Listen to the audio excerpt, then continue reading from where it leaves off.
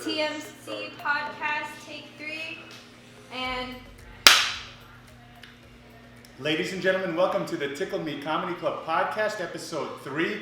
We are here at the Americana restaurant in Lake Shores, Las Vegas. The show is sponsored by the Blue Zone Comedy Tour. I'm Isaac Israel. We have Dillon Dilligaf, and our guest for tonight is Thai Rivera. Hey, welcome everybody. We're glad to be here with Thai. We hope that you enjoy it. We hope that you will tune in every time we do one of these. It's a lot of fun, and we really enjoy it. So let's get started. Isaac? Yeah. So, folks, we are in for a treat tonight. We have the champion from the World Series of Comedy. He's been on Comedy Central, America's Roast, opened up for Fluffy and a whole bunch of other celebrity comedians. He's here with us tonight. Let's give it up for Thai Rivera. Hello, everybody.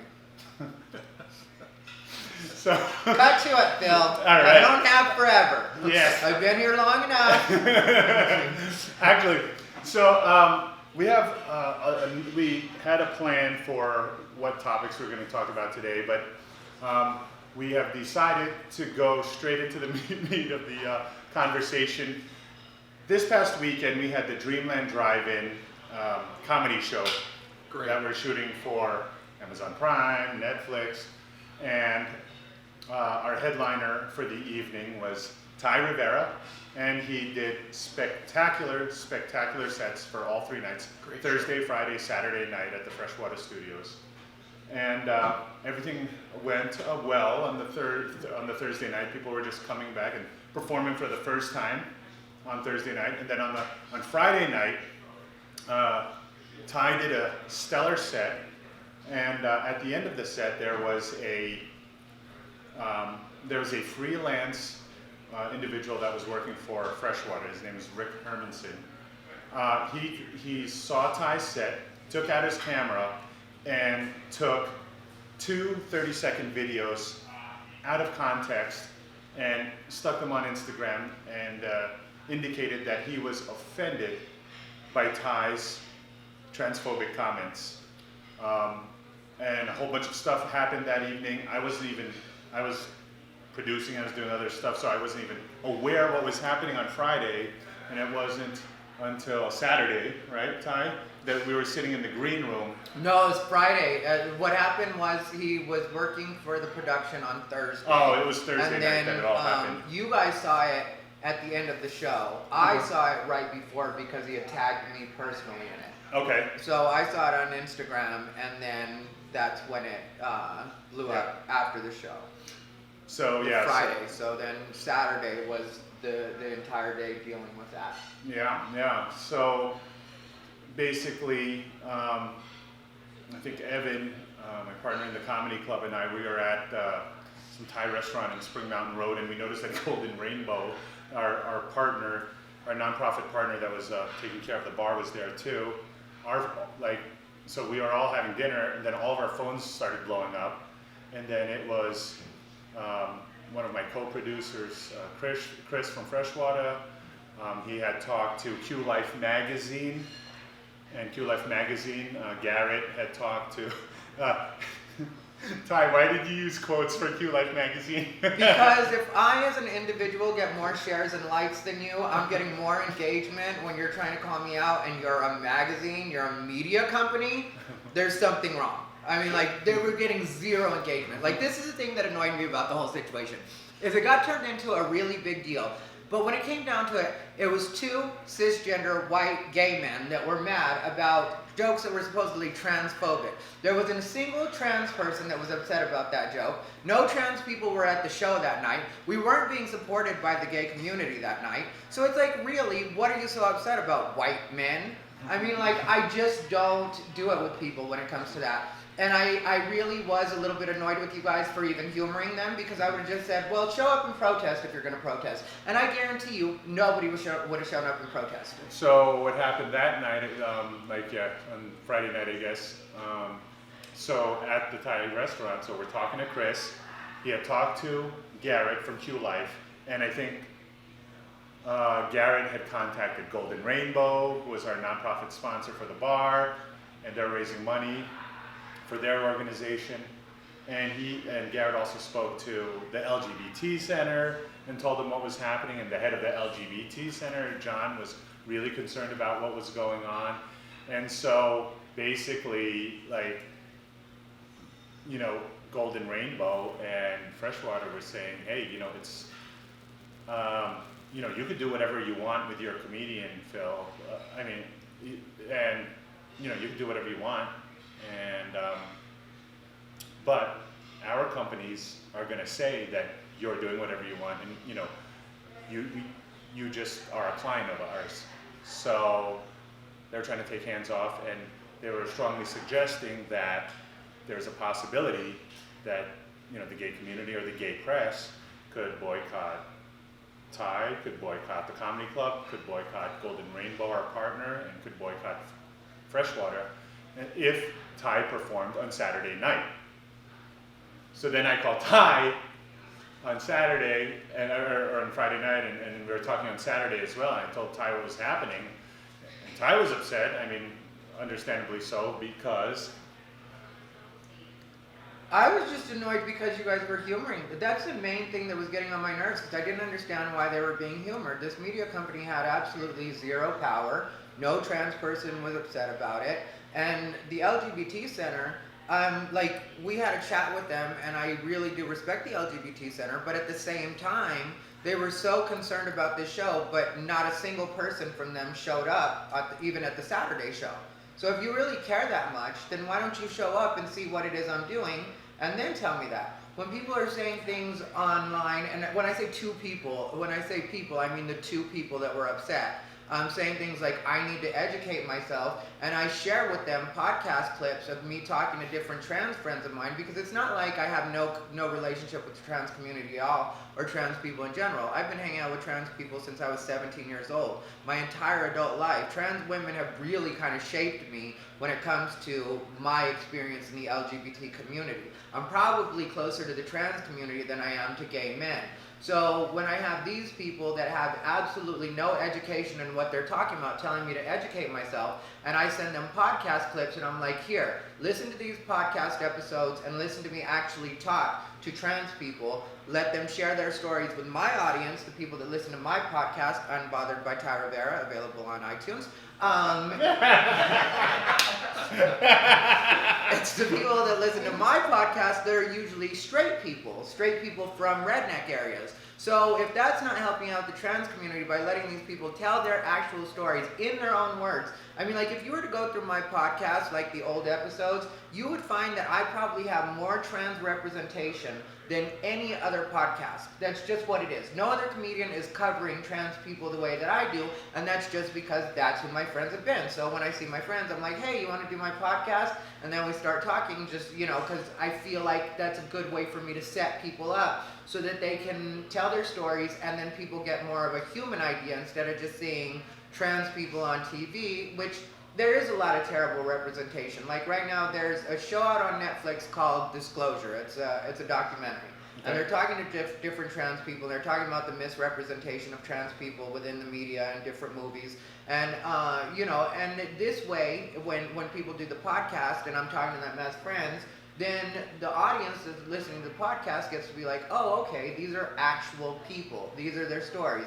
And some of my friends are female to male trans. Some of my friends are male to female. Some of them, they're all going through different stages. Some of them are newer to being out and being trans. Some of them even let me know things that I hadn't known before. Like, I have a friend named Melissa J. It's probably one of my favorite episodes because she describes herself as being transgender, but says that as far as her process goes, she's still a cross-dresser or a transvestite.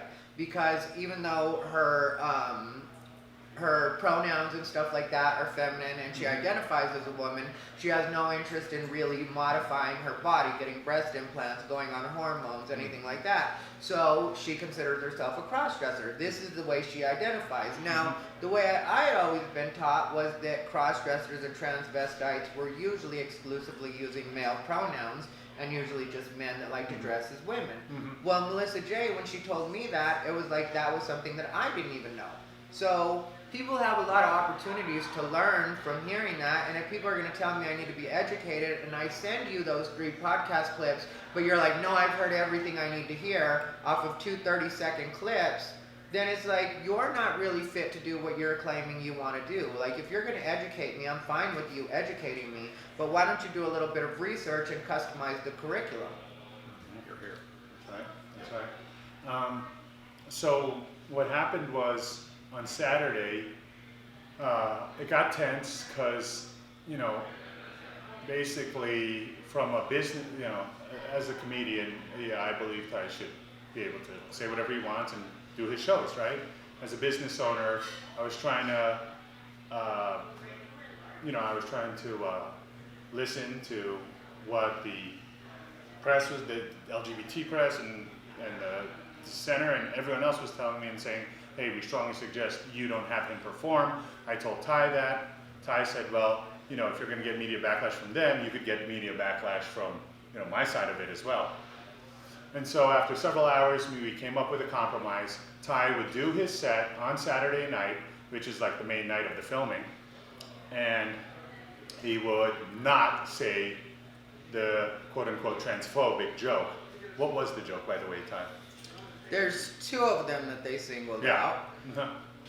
But like, it's not really fair because the way that they edited the clips, and you can tell that he, like, because we can all really edit edited. our phones. He He just edited the just punchlines, which the punchlines do sound inflammatory, but if you hear the rest of it, the joke that he took was one where I'm telling the audience that, or I'm telling, like, imaginary trans people in the audience or whatever, addressing the trans community and saying that you can't get mad at people for not knowing how you identify before you tell them how you identify. And then I say, if you're going to call yourself a woman, at least look like you've seen one at some point in your life, which gets a huge reaction everywhere I go. And I've even done the joke in front of trans people, and usually they get it too, because like, I'm old school gay in that way, and like I said, the trans people I met, like, in the LGBT community, and now like general society has adopted the term reading, but that's actually an old school trans term. Like, to read somebody is basically to give them their news, or like tell them about themselves, like insult them, And so I come from like a time when the queens, which is the way that we used to refer to the trans women, the queens used to read each other. And in a lot of cases, when they would read the younger queens, the newer girls coming up, that's the stuff that they would read them about. They would read them about getting their look in check. Because, obviously at that time you wanted to be passable for society, so you got as little flack as possible. You were always going to get some, and a lot of times it was from cisgender women, or biological females, however you want to put it. But that's where the flack would come from, because, a lot of my friends especially were really beautiful trans women. And so, like, if you know the way cisgender women or women work, a lot of times when a woman sees another really beautiful woman walk in the room, right away she starts trying to find the flaw. And so, when they would look at the trans women, they'd be like, yeah, struck by her immediately because of how beautiful she was. But then they start really examining, and then they're like, oh, looks like she has big hands. Looks like she has big feet, and then that's when they would end up clocking their T, which is what they used to call it, which now I think is what substitutes, or the word misgendered is what substitutes for that. But back then we used to say clocking their T, and that's figuring out that somebody is not the gender that they present as, or wasn't born as the gender that they present as. So, like, that's part of where that comes from. It also comes from a misunderstanding that had happened online, where a person that identified as trans got mad at me and started telling me, some stuff about plastic surgery and, like, basically reading me. And then that's when I told them, if you're going to call yourself a woman, at least look like you've seen one at some point in your life. So then I adapted that from the real life story to stage. So that's where that actually comes from, And, like, the way I was raised is if somebody reads you, you read them back, and the gloves are off. So if you're going to read me about plastic surgery, I have no problem with that at all. But don't turn around and say it's transphobic once I read you for not looking like a woman. At that point, the gloves are off, we're both just reading, and that's what it is. Yep. But that's what some of these people do. Like, the people that want to present themselves as victims, what they'll do is they'll screenshot something like that, or they'll start telling everybody you said that, and then they'll leave out the part that they actually said. And when it comes to the part of me saying that, until you tell us how you identify, that to me is more helpful because there's a lot of people out there that are perfectly willing to respect trans people and respect their identity or how they identify. But sometimes you don't know, and especially with so many different variations within the LGBT community now, people don't know how to address people. Yeah. So if you were to at least be a little bit human and be like, okay, this is the way I identify, this is the way you would respect me, and you find a way conversationally to do that, to educate these people, at least about you, then it would make it a lot easier. That would be super helpful for other trans people. The other joke I did that they singled out was when I say that we all can agree a butterfly is a beautiful thing, but if you were to open up the cocoon halfway through and throw it out on the fucking street, you might be like, that's a mess right there. You might not even know it's a butterfly. So what I'm getting at is trans people stay at home until you're pretty. And that joke kills it everywhere. It really does. Just, and so it's like, but again, it's me reading. Yes, it does kill. I'm sorry. It does. Yeah, it's just me reading the overly sensitive people, and so, and adding some levity, and then because I talk about these things on stage, what people don't realize is a lot of times I perform for rednecks. So when people think that it's, like this is dangerous to the trans community that I say these things, no, I open up the conversation, and I think people would be surprised because sometimes I'll perform in smaller rooms, and so people would be surprised to know about the number of people that approach me afterwards, and then they'll ask me, stuff like, what is it with the trans community? And then that's when I get to really educate them and tell them the stories I say on stage about having trans friends are 100% true, and then I can give them a little bit of one-on-one education in a respectful way without yelling at them, without calling them stupid. They can ask me any question they want to. There are people that have asked me the difference between transvestite and transgender. That's one thing people have asked me. The difference between transgender and drag queen. That's another one which people didn't know the difference. I've seen people think that they were flattering trans people by telling them, Shantae, you stay, which is a line from RuPaul's Drag Race that RuPaul says to the drag queens when they graduate to the next episode, or when they move to the next episode. And in a drag queen sense, that would be very flattering. But if you say that to a trans woman, you're basically telling her that you think she's a good drag queen, and that right there is offensive. So, it's like, it's trying to educate people and still make them laugh at the same time, which people don't get. That's my main job, is to make people laugh. Like, everything else is secondary. But really, if I want to get paid, if I want to be able to work, then I have to make people laugh. Yeah. So trying to balance the two is where people aren't being very understanding of me. Yeah, it's a tall order, and a lot of people don't understand that. And so what happened was, we made the compromise. Ty talked to Golden Rainbow, Ty talked to us. He would do his set. He wouldn't include those jokes.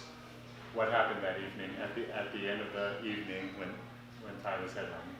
So I'm sitting in the audience. I'd done my set, and I went to sit with my friends at one of the picnic tables, which was about 2 rows back. And during Ty's set, there were 4 guys sitting at a table in front of me, and one by one they each got up, and as they walked by, they go, "Oh, no, that's disgusting. Oh." I think they're from the drag show. Yeah, I think that's what it was. So I don't think they were offended. They didn't look to be offended. They just, I don't want to hear this kind of attitude.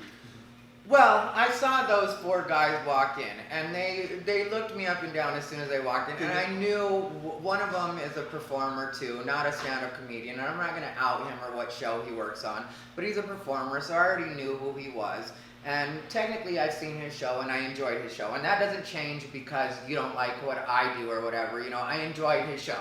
And so, like, when they walked in, they right away had that attitude with me. But what they didn't realize is I've been doing this for a long time. So if you notice, I didn't start the way I started the other nights. No. I started completely different, and I worked the audience into a frenzy. So at that point, I'm basically weaponizing my audience because I know I'm going to have to completely disable these 4 that think their opinions matter more than anybody else. So I got the audience to the point where everybody's honking, everybody's going crazy, and then I start doing LGBT jokes, and then those people realize how little their opinions matter when they run up against the wrong fucking bitch. which is what happened. What was interesting to me is That's what happened that night.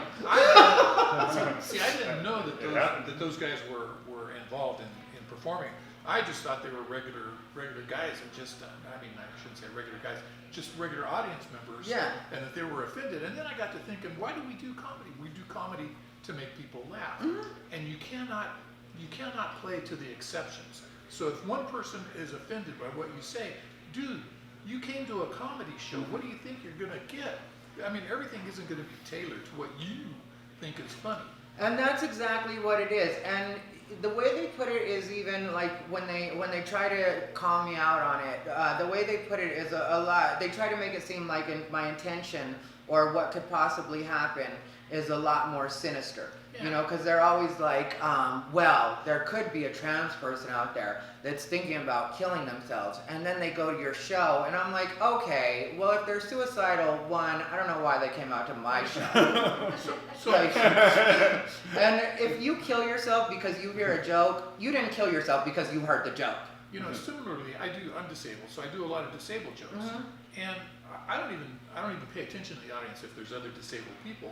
Yeah. Because it really doesn't matter. I'm talking about me, my life, and if you want to relate to that and find something funny in what I said, then fine. But if you get offended because you have a disability and I said something that offended you, well, then you shouldn't have come to the comedy club. Well, yeah, I mean, like, and if you listen to my set, I do jokes about white people, I do jokes about black people, I do jokes about the fact that I'm Latino, I do jokes about the fact that I'm gay, I do jokes about plastic surgery, I do jokes about trans people, I do jokes about everybody. But when you're done, you don't make fun of anybody. There's always a lesson to be learned or some educational. Well, and that's what it is, you know, I mean, and most people get that, but there's this one segment of society, because to tell you the truth, trans people in general aren't as sensitive as everybody makes them seem. They're constantly having this narrative thrust upon them that they're so fragile and they can't hear anything that's different from what they live or what their experience is, and that's not true. It's probably just the minority that has the most outspoken. It's a so very small people, minority, right? Yeah, it's this very small minority. Squeaky wheel gets the grease, right? And like, there's another trick they pulled, which a lot of people don't know. A lot of times when they're doing these like cancel things, like, you know, these campaigns to cancel people and to get people pulled off shows, what they do is one person will make like 10 emails. And then another person already has 10 emails because they're very used to doing this, because a lot of these people run around being victims on the internet all day long. So what they do is, it'll be like, say, 3 people that have a problem, but those 3 people each have 10 emails, so that's 30 emails that a venue ends up getting, and they're different variations of the same if you have this person on. And so the club thinks they're getting flooded with all these people, and in a lot of cases, these people aren't even from that region. So they couldn't possibly show up if they wanted to. And so, have you had a similar experience? Oh, yeah. But it's always LGBT people, which is one thing that bothers me, or people that claim to be LGBT, or claim to represent the community. That's what it's been. And it's been 2 or 3 times now. One time, they tried to get me pulled off a comedy festival in LA, which LA is the wrong place to try to get me pulled off an LGBT comedy festival, because if you want to know the truth about my history with the Los Angeles comedy scene, when I first came on the scene there were zero gay comedians that were working the regular circuit there. All the gay comedians only worked in the gay shows.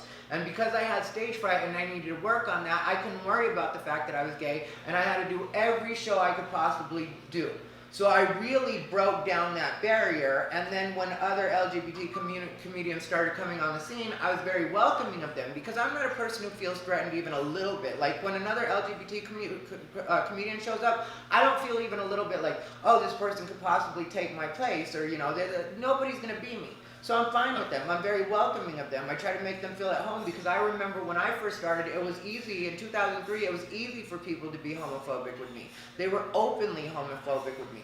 That was not a secret at all. Like, a lot of people witnessed it. But some of those people have since turned into my best friends. Absolutely. So, and it's because I didn't have the option of writing blogs. In 2003, nobody was paying attention to blogs and stuff like that, you know, so I didn't really have the option. So what I would do was similar to what I did with that joke, you know, the one that I mentioned.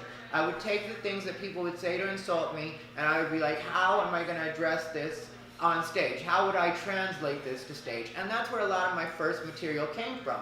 And it really resonated with people because the things that people would say to insult me were the same things that a lot of audience members already had in their heads. So the fact that they felt like not only was I reading their mind, I was also answering the questions, just made them feel like I was so great.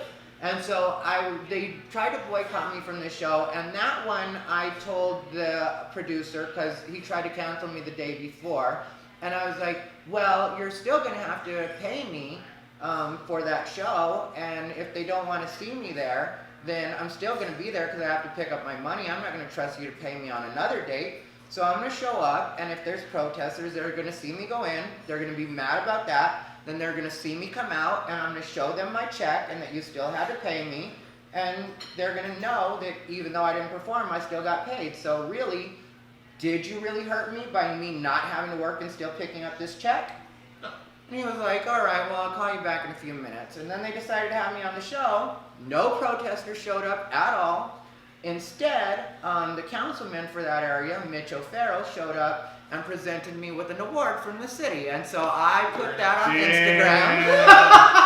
Damn. I put that on Instagram, and I put it with the words, you bitches are going to fuck around and get me the key to the city if you're not careful. That's That's good awesome. story. Yeah. Good story. I haven't What experienced. city was that? What That city? was in West, well, technically it was Silver Lake. It was in a Okay. place called the El Cid is where they had it. And that was the, I think it was called the Los Angeles LGBT Comedy Festival or something. Or the Los Angeles Pride Comedy Festival. Yeah, that's what it was. And I killed that set because that's another thing. I'm so used to people hating me because, like I said, people were so homophobic when I first started that I'm so used to people hating me. I'm so used to hostility that if you put me in that position, I'm so comfortable there, but I also know that I absolutely have to kill it. There's no having a so-so set when everybody hates you. You've got to turn it into everybody loving you, Yeah, and I'm exactly. used to that pressure. Well, I think you accomplished that on Saturday night. Yeah, that was... That, coming from an older straight white guy, I thought it was very inspiring. I mean, Thank there's you. some definite passion, and you can tell that those are not made up stories and not made up stuff that you're talking about. And that, to me, that was very inspiring. I have not been in comedy near as long as you have, and so I don't really have my whole niche worked out yet, but that was very inspiring. So what I got out of it was, whatever you do, grab onto it, go for a ride. Yeah, well, you can't let them scare you, especially if you know where your heart is and you Yeah. know you're not trying to say anything wrong. Like like we had the meeting with the LGBT Center yesterday, was it? Yep. We had the meeting with the LGBT Center, and if I knew I was saying something wrong, or if I knew I was coming from a malicious place, I wouldn't be open to showing up for that. I wouldn't be open to chatting with as many people. I've gained fans from this whole situation. Oh, absolutely. People have hit me up and asked me questions, and some of them had started off being like, kind of aggressive, like thinking that they were going to hate me. And then when I lay it out for them and I talk to them, then some of them stay mad. But I've also found that a lot of these people, it's not about LGBT.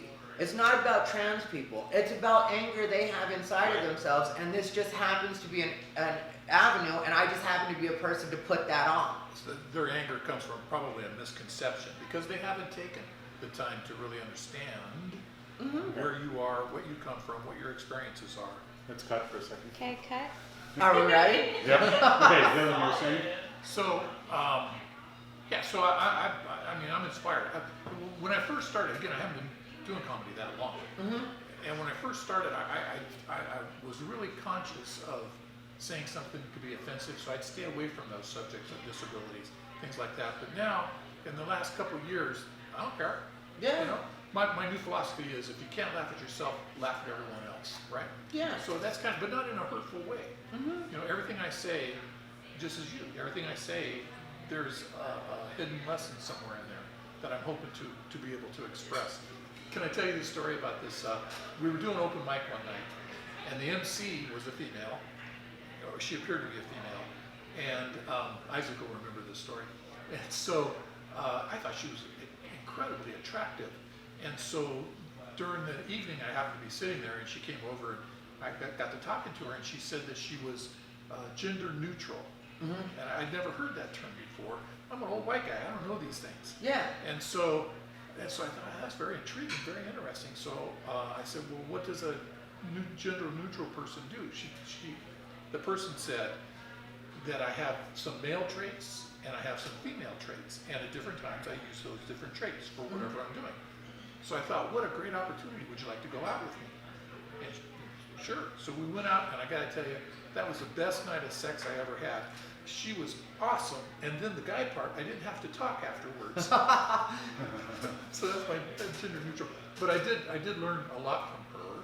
She was very, very interesting, and it's a whole new world for me because I have not been exposed to that world. So technically, like her She was female, okay, that's but she expressed herself as gender neutral. yeah, no, and that's what I was saying about people having to tell people how they identify, because you would never know that, and to refer to her or refer to them, because a lot of times gender neutral people like to be referred to as they and them. Those are a lot of Right. times their pronouns, you know?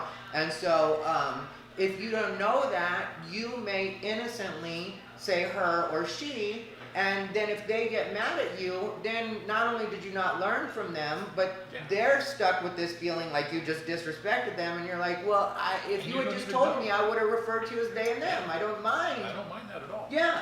So it was kind of a transformation for me, because 5 years ago, I would have never, I was married, had a nice long life and all that kind of stuff, and then I'm thrust out into this new world, and it's a great learning experience. And so I go, with everything I do, I try to do it in open-minded and meeting all kinds of new people, especially in the comedy world. There's all kinds of interesting characters, and so you gotta maintain objectivity, and you can learn something from everybody, as I did from your set.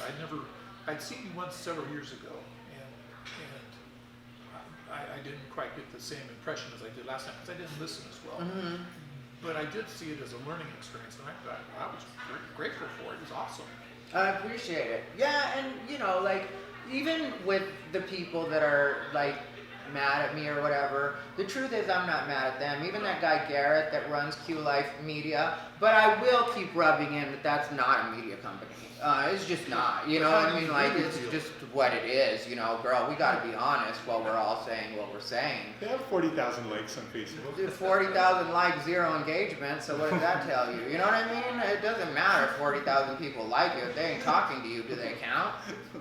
How do you They really- can't like you that much. Anybody can click like, especially once you see LGBT involved. Most people will be like, yeah, I like that. I'm cool with that. Or, a lot of a certain audience. But yeah, I'm not even mad at them.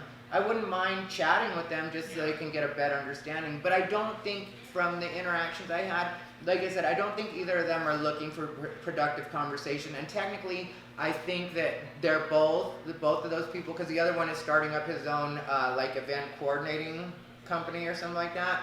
And I think that both of them were just looking for internet clicks, and they thought that this was going to be like an easy one. Right. Anything for clicks, right? Yeah. So let me give you some more. They're right though. They got dragged. So let me give you So- some more feedback. So after every show, I always try to be at the exit when people are leaving. Mm-hmm. So on Saturday night, I position myself at the exit and I say goodbye to everybody and thank them for coming. Mm-hmm. And several people highlighted your set as the best. And Thank I thought, well, that's really cool. You should know that. So I thought, because people come by and they'll say, oh, that was a great show, you did good, or I thought this person was the best, and so just a little bit of feedback there. I appreciate that. Yeah, I knew that I had lied to Phil and Golden Rainbow because I had told them both that I wasn't going to do those jokes that night. So I was like, there's And he no did 'em. reason for me to stick around. And he did them. He did them. Yeah. He did them. Not only did Ty do them, he did them in a more emboldened way. Yeah. Like he did it in like he warned the people that he was gonna do it, and he just, like he said, he rallied the crowd. Used that as a weapon, and just like, as a owner of a comedy club, like how do you get mad at that? It's like, Well, you can't get mad at it because.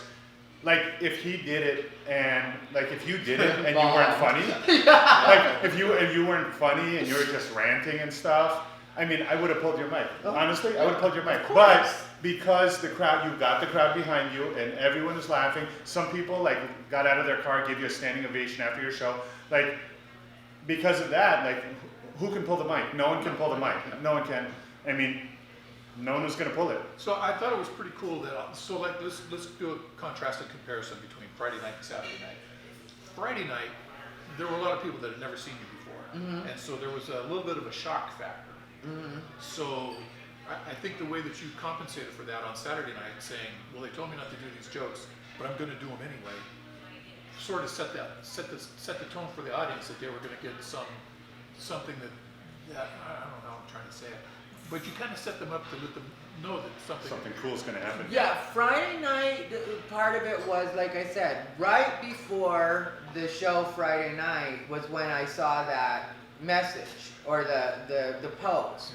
You know, so like when I got on stage Friday night, I was actually angry because this was like, you know, and it was also just being annoyed because, like I said, this has happened before. So there was a part of me that just felt like, here we go again. I'm gonna have to deal with this. And so like, and what people don't understand about Thursday wasn't even presented in the way that I would usually present it. It was all out of order. Not that I have the same order every time I go up, but it was all out of order, even for like my regular, you know, disorganization that I do on stage, because I hadn't been doing long sets, you know, a 20-minute set or an hour set. I haven't done those for 3 months now, you know, so I'm in my head, and I'm not a person who writes set lists. I know some people do, and I don't have anything against that, but I'm just more freeform. So when I was on stage, I was trying to remember which jokes I was going to do and how the jokes go, and I was trying to figure out an order. And so that's what the person saw on Thursday. So they didn't even get a fair representation of what I did. You know, instead, they went off of what to me was kind of like a dress rehearsal, which is nothing against anybody. I wasn't being disrespectful, but I was just trying to get my legs back, you know? Yeah, all of us were. It was an incredible experience. All of us comedians, we've been, in essence, out of work for the last 120 days. Well, yeah.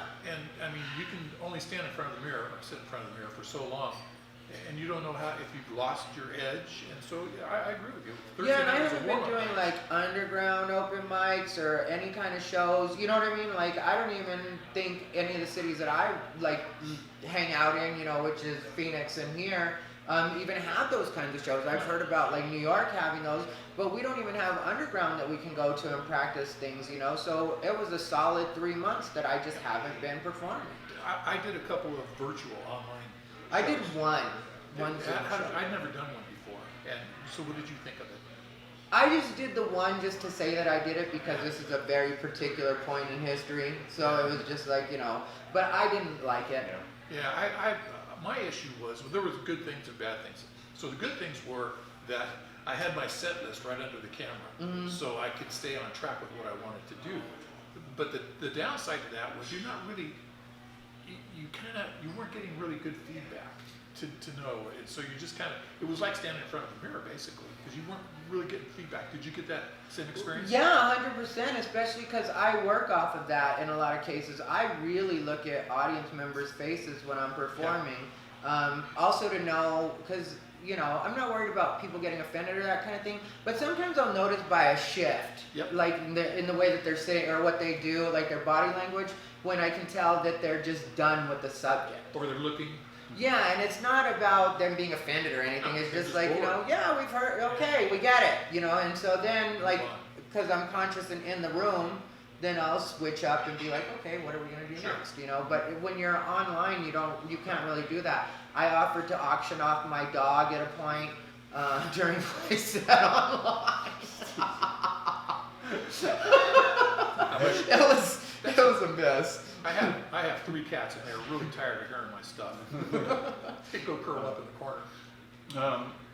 To get back to where it was, you know, the serious topic of transgender, I want to bring up, you know, there are these conservative talk show people, conservative speakers that say in public they want to address transgender people by the pronoun of the gender that they were born with. Okay, and like face to face, they'll be like, hey, they'll use the proper pronoun, right? But like in public, they're like, biologically a woman, that's a she. Biologically a man, that's a he. I'm not using any other pronouns.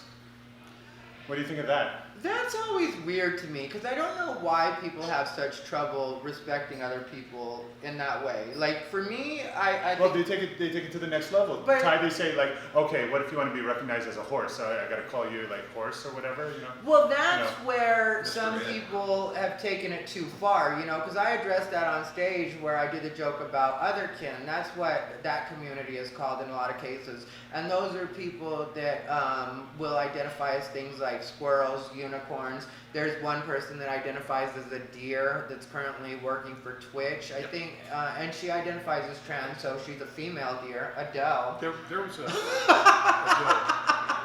Well, that's what she would be, right? A couple See, years, this is why I get in trouble, because I just have a stupid sense of humor. I say dumb things all the time. so a couple years ago, there was a gentleman or whatever. He identified as a hippo.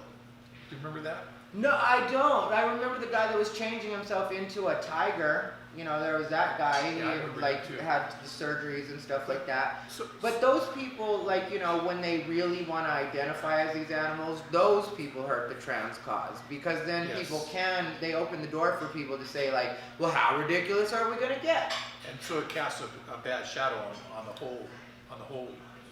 Yeah, and I don't really have a problem with it, but when it comes to gender neutral, some people have a problem with that too because they're like, well, I don't want to refer to you as they or them.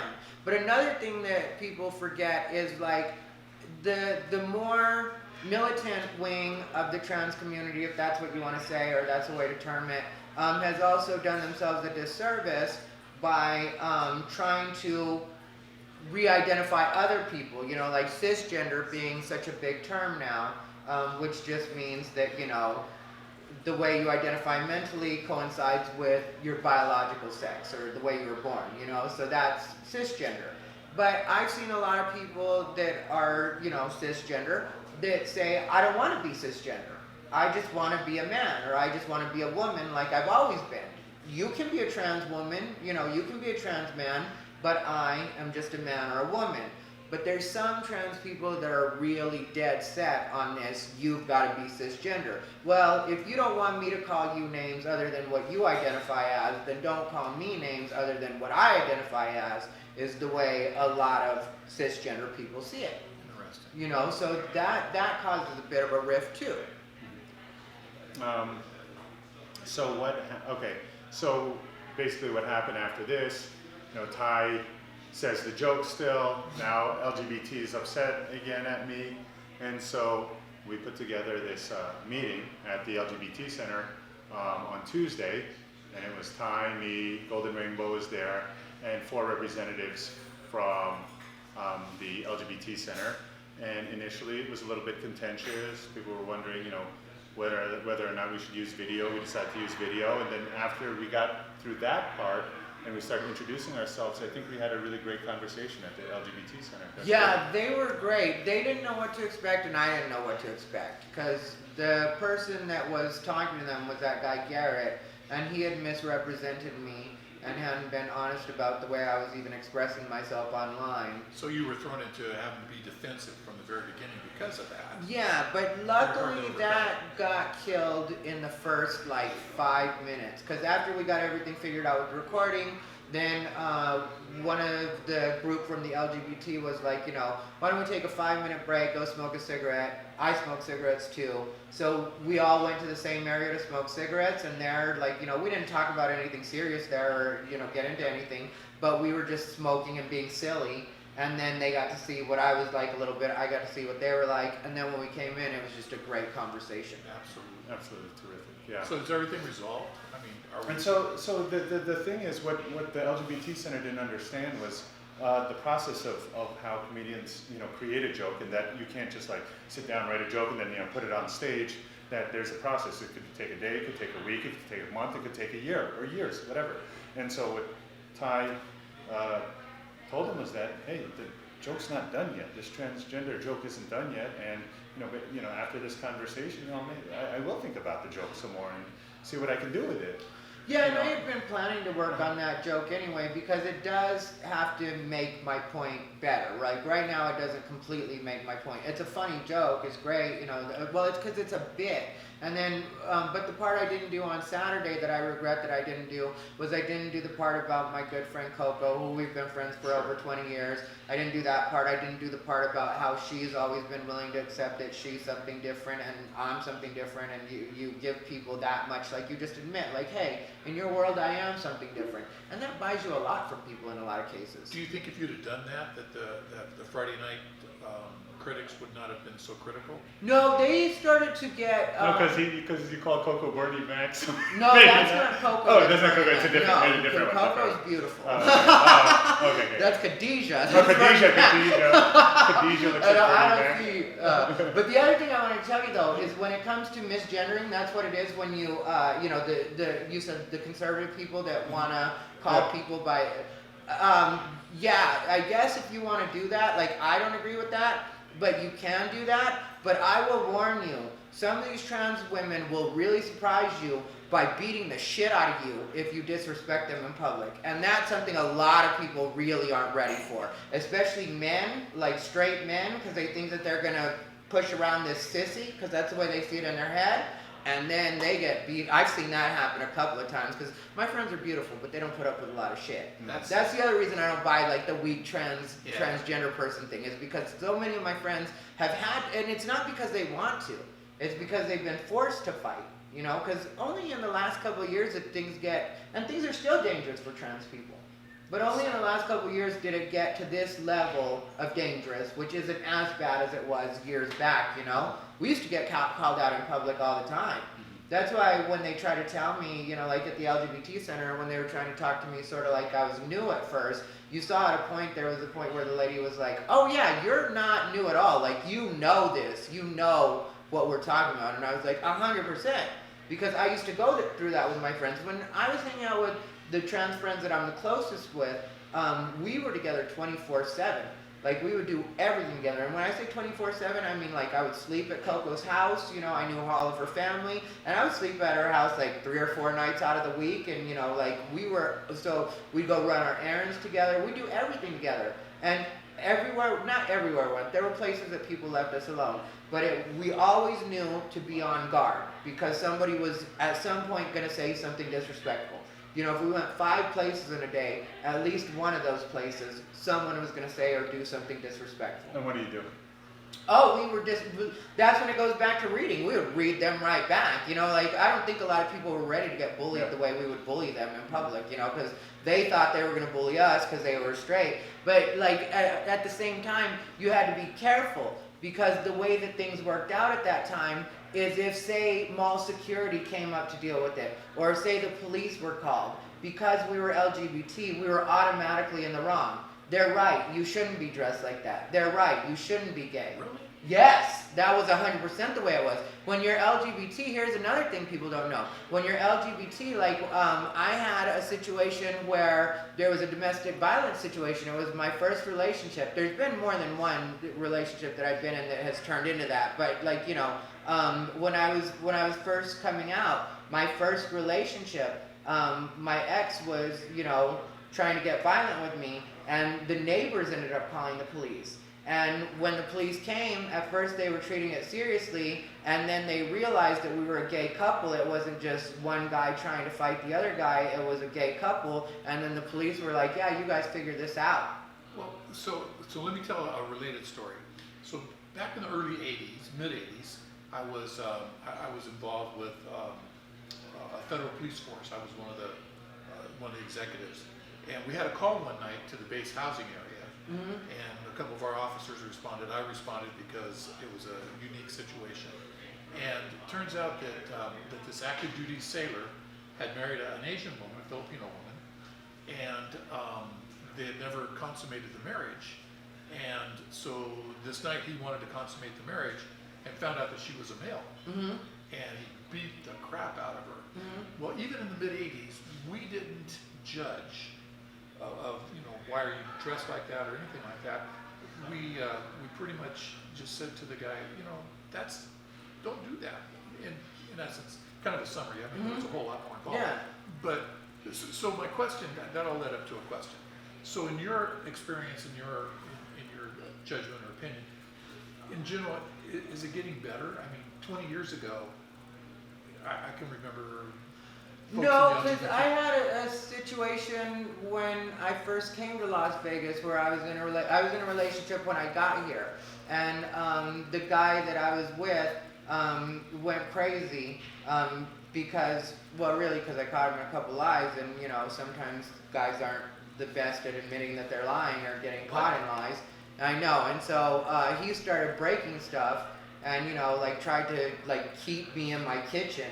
And so I ended up having to call the police because 1, I'm gay and I already know how that plays out, and 2, he's white and I have tattoos everywhere and I know how that plays out. So I know what the factors are. So I have to deal with this the legal way. Like if I really had my way, I just would have grabbed a frying pan and wore him out and got him out of that place. You know what I mean? But I knew that I couldn't lose my apartment, my dog's there, there was a lot at stake. I just moved to Las Vegas, everything. So I'm dealing with that, and I call the police. As soon as the police get there, they just want to take pictures of my tattoos and run me like I've done something wrong. And I was like, you're looking at the destruction that he's done to my apartment, because he broke it was a really nice glass table with really thick glass, and broke my laptop, did a lot of damage to my apartment. The police did not want to pay attention to that. They wanted to check me out.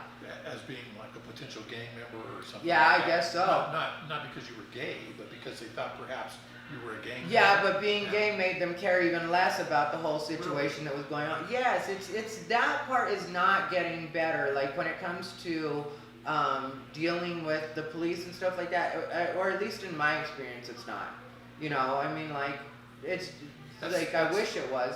On one of my episodes of my podcast, my friend Lisa is on, and she's another one of my friends that, has been around for 20 years now. And she talks about that, because she's really beautiful.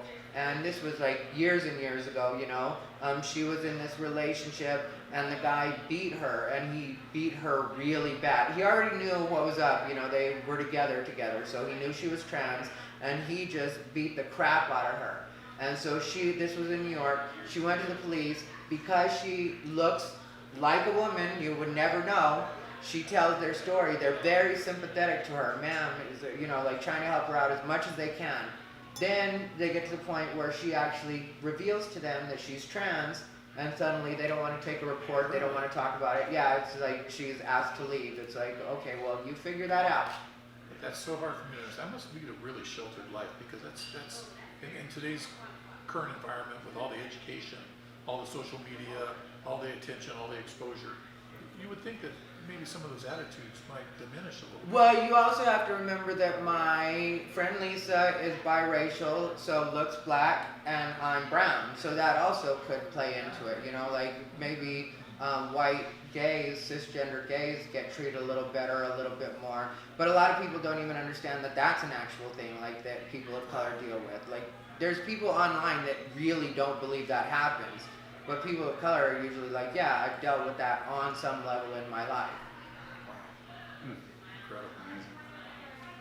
Incredible. I think we could talk for a few days about this, but we can save some of it. But I think I've put Ty through enough emotional BS this week, so Sure have. Thank you again for. This is the last thing I'm going to ask of you, Ty, in terms of this issue, and thank you again for being a part of Tickle Me Comedy Club's productions, and you're great. I appreciate you guys having me. I appreciate the chat, and don't ever call me again if a gay organization is involved. Oh no, you're going to be the first we call. No, I'll work for Tickle Me, but if there's a gay organization involved, not this one. Well, I'm Isaac Israel. I want to thank my whole team, General Manager John Maurice, Sammy, Raina, Camille, Nathan, JT, Cleo's here as well, and most especially Dylan and Ty for making this third episode possible. And I want to Good night, echo. everyone. No, we're not. Good Yeah, night. go ahead. I could just say good Oh night. yeah, you say good night. So, and again, it's been great. You did a great job. I look forward to working with you again. Thank you, sir. And for the audience, I hope that you've enjoyed what we did tonight. It was kind of a little off what we usually do, but we thought it was important, and to get the perspective and to just kind of learn a little bit more. If you hadn't been exposed, you are a little bit more now. And if you have any questions, get a hold of us. Let us know. And with that, I'm Dillon Dilligaf, along with my partner Isaac Israel and our guest Thai Rivera. Good night, everybody. Thank you. Good night, everyone. And Yes.